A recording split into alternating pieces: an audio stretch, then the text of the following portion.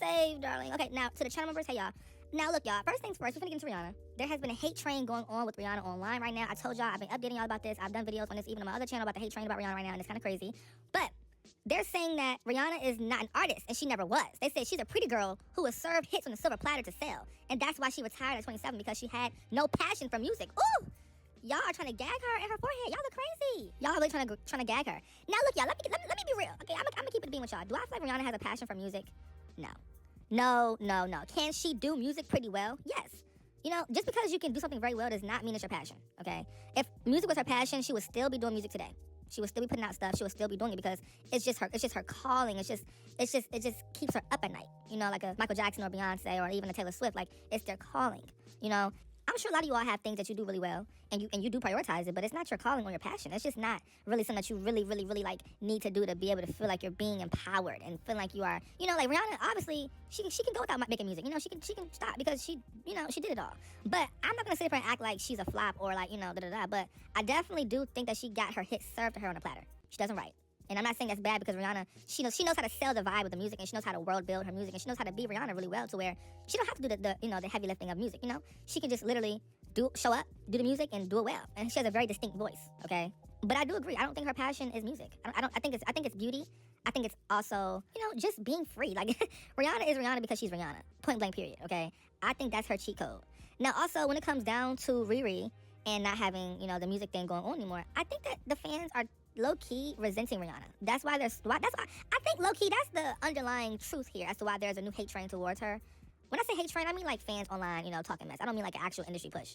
But when I see this stuff online, I think they're just mad Rihanna is not dropping music. They're resenting her because she's not showing up for the music stuff. But y'all, it's obviously not her passion no more, so y'all gotta move on. Moving on to Chris Brown, y'all. You know what? Y'all are evil. So as you all know, Chris Brown has received a PhD from Harvard Christian University. And people are in the comments, y'all, they've been going insane. They said, Christian University? They like question mark? They said Christian University question mark. Okay, this is what they had to say. They said a serial, you know, abuser, a C-word user, and minister for making bedroom music received a PhD from a Christian university question mark. Okay, y'all, how do I say this nicely? I don't know.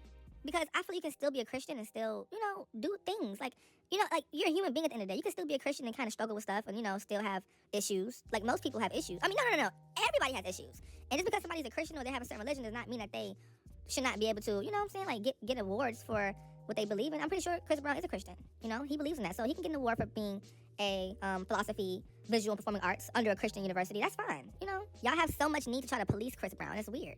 Y'all always, I don't know what that's about. I still don't get it. Every day I be confused. Like, y'all need to go ahead and, like, clean behind y'all ears. Like, clean behind your ears or change the earrings because y'all ears be stinking. Okay, your ears stink. For real. Finna Lysol that bitch instantly. I'm finna disinfect you, hoe. Moving on to Carisha. As you all know, she has a song out called Spin That.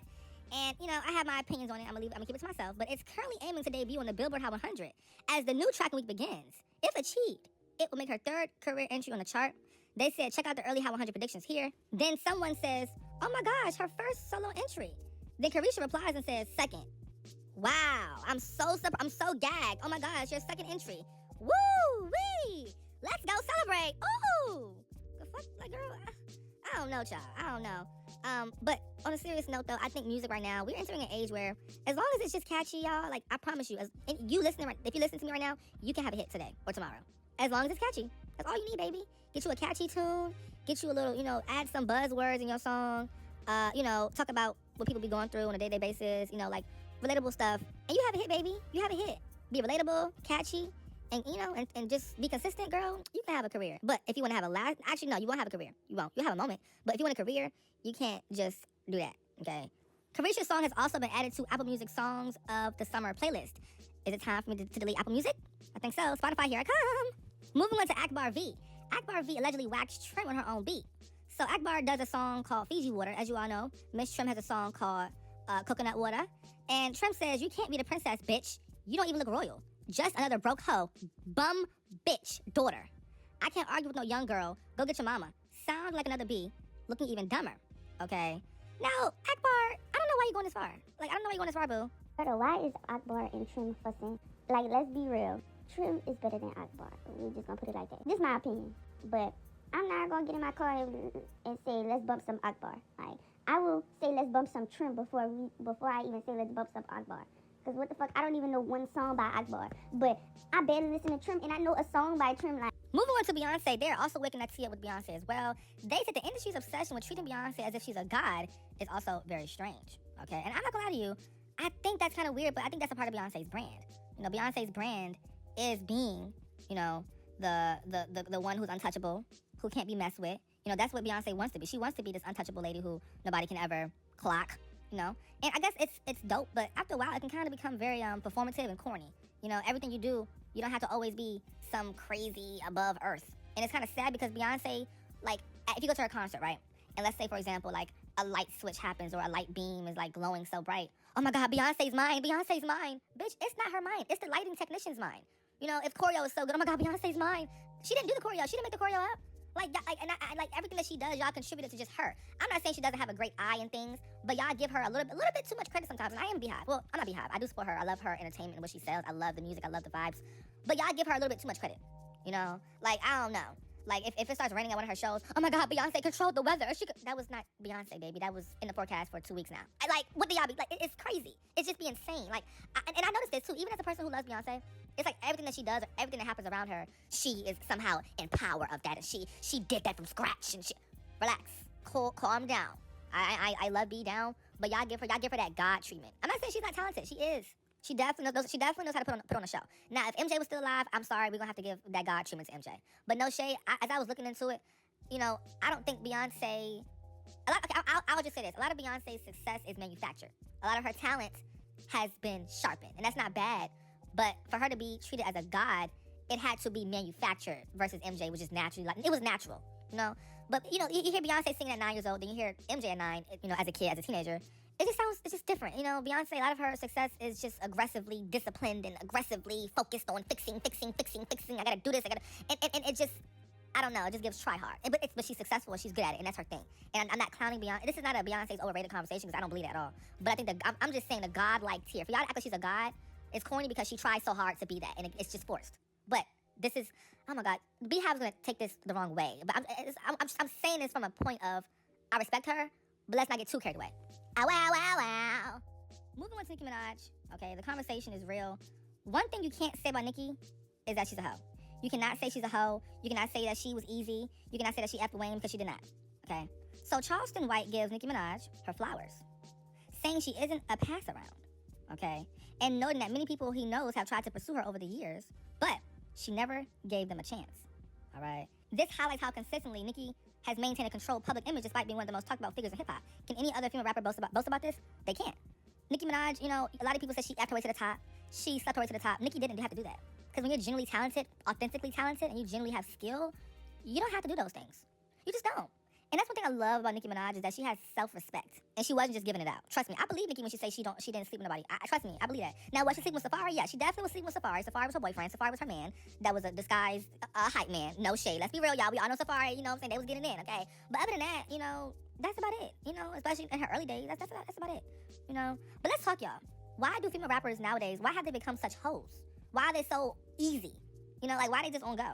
Okay? Moving on, one thing I love about social media is they're gonna clock their tea every single time. They said Nicki Minaj stepped back and left female rap for y'all, became a preacher, politician, spokesperson, dang near everything but a rapper at this point. And also, y'all, she became like a spaceship captain doing like, it's crazy. And somehow they still aren't shining. All that noise, complaining, and the rap girl still ain't doing ish with the space she left behind. Megan getting cheated on, Doja Cat taking years of a break, Lotto retiring, Cardi B at home eating shrimp, healing from her 45th BBL, Ice Spice, you know, she got. The rest are nowhere to be seen. Female rappers going right back to where it was, and it's going back to extinct. Okay, and it definitely is. But Nicki Minaj, in my opinion, I think without her, the game, it's missing something. It's missing that authenticity. You know, I don't think a lot of these girls right now are they're not authentic. You know, can y'all relate to what I'm saying? Like, do y'all feel the difference? Like, you know, like, it just feel, you know how you got a friend or like a acquaintance or something, and you just feel like something not right with them. They just don't feel authentic, or like, you know, it's missing that soul. And I think we need that back. But, you know, listen, she can take her break as long as she needs to. Okay, no shade. It ain't no rush, because I'm enjoying the politician Nicki. You know, I'm not gonna lie to y'all. Yeah, but, you know, I'm only saying that so she can come back faster. Because if you keep begging people for something, they're not gonna do it. You know what I'm saying? Like, but let's talk, y'all. Let's chat. Let's get into that in the comment section down below. For some reason, Lizzo is she keeps trying to align herself with Megan Thee Stallion, Cardi B. So there's this tweet that said Lotto, Carisha, Lizzo, Drake, Summer Walker, and Kehlani have all took a page out of Cardi B's 2025 rollout, and it's evident. they won't give credit, but her impact is undeniable. So, you know, back in 2025, Cardi B did the promo acting like you homeless, acting like you are struggling as an artist, and, you know, just being very, just doing crazy things for marketing, right? And Lizzo says, I have publicly said Cardi's rollout changed the game. Changed the game? No, this is what we're not gonna do. Y'all give Cardi B too much credit. Like, y'all give Cardi B way too much credit. I'm not having that on my channel. I will not allow this to be a thing. Cardi B changed the game? No. They said she's one of the reasons why I'm going so hard now. I'm not speaking for anyone else because I don't know their tea, but me, I definitely took notes, honey. Lizzo, you're corny. And also, your PR stunts are, like, not funny. You know, at least Cardi B is somewhat funny. You're not funny. You're just lame. Like, you're just, like, comical in a way where you just look like a joke. You know, like, you know how some people, you laugh with them? Lizzo, you laugh at them. You're not, like, we're not laughing with you, boo, to get you some sales for y'all. No, okay. Now, Drake's rollout was better because Drake had an actual rollout. Like, he did the, also, Drake is Drake, but Drake, he had the ice sculpture thing. He had billboards up. It was a moment. It was cool. He also had a McDonald's collaboration, I think. Yeah, he did. But why do people want to give Cardi B so much credit, y'all? Can we have the conversation? Why is Cardi B getting this, oh, she changed the game for marketing? Okay. Moving on to Drizzy Drake. Drake officially breaks the record for the most number ones for any rapper in Billboard 200 history. He surpasses Jay-Z. Oh, Jay-Z, get up, ho, get up. Iceman Drake is going to snatch Jay-Z's record for rapper with the most number one albums. So that means his Billboard 200 record has been snatched by Drake and his Billboard 100 record was snatched by Nicki Minaj. The only rappers to top global Spotify this year have been Drake and Nicki Minaj. And honestly, I thought I would get on here and be like, see, I told you, and start running down the numbers and the stats, but all that stuff is here today and going tomorrow. But it's clear as day that the House of Young Money still lives another day. And Drake blessed us with not only one album, but 3 albums. I'm gonna be honest. Maid of Honor, I'm gonna act like I didn't hear that. Habibi is a cool record, but that Iceman, that is some good quality music. He's gonna break the records and all the stats is gonna be there, but honestly, just as a fan, I am super happy. Like, I don't even want to argue with none of y'all, because arguing with y'all is gonna take away my time from listening to the music. The jig is up, Jay-Z, the jig is up. All that clown stuff you be doing, it's over now, baby, it's done, you're done. Go in timeout, ho. I'm tired of you, Jay. You ruined the game. You ruined everything. You ruined everything you touched, Jay. That's the problem now. Only thing I can say that you probably did good with was nothing. You ruined your wife. Your wife is traumatized now because she got cheated on. Now she got to keep on being on edge every time you go out the house. People in the rap music, they always got to be on edge and she's going to take their money or sabotage them. Moving on to Ariana Grande, they're online trying to say that Ariana does not have a hit album. They said she doesn't have a Lemonade, she doesn't have an Anti, she doesn't have a 1989, she doesn't have a Teenage Dream. But I disagree. I mean, I think she does have that. I think Thank You Next is her magnum opus. Now, is it as impactful as a Lemonade or Anti? No, but it definitely was a very big era. But I don't think Ariana Grande, I don't know. I think she's definitely capable of making a record like an Anti or 1980. But I don't think that Ari wants to do that. She doesn't. You know, Ari does not want to do that at all. But let's not play and act like Ari don't have hits and Ari don't have success, because she's definitely a very successful woman. And I think that sometimes y'all get carried away with the social media stuff. It gives y'all this fake confidence that you can kind of play with her. But I'm not having that either. No shit, I'm not having that at all. And y'all gonna have to fix y'all mouth when y'all talk about her. Okay, because y'all be acting real strange. For real. But the kid is not my son. Billie Jean by Michael Jackson returns to number 1 on the global Spotify chart with 6.23 million streams. It has now spent 8 days at number 1 on the chart, period. And, you know, MJ's doing it big. And MJ, I'm just so proud of you, even though you dead right now. But I hope you listen to me. But MJ, you just so amazing. Like, you changed the game. You know, you got people out here trying to put you against Beyonce, against Taylor Swift. Like, people really think Taylor Swift and Michael Jackson can go toe for toe for anything. That's the issue now. Okay, this new generation don't understand what it really means to be an icon. And I'm sorry, MJ, that people are disrespecting your legacy like that by trying to compare you to a Beyonce or a Taylor Swift. I'm sorry that's happening. But I really want you to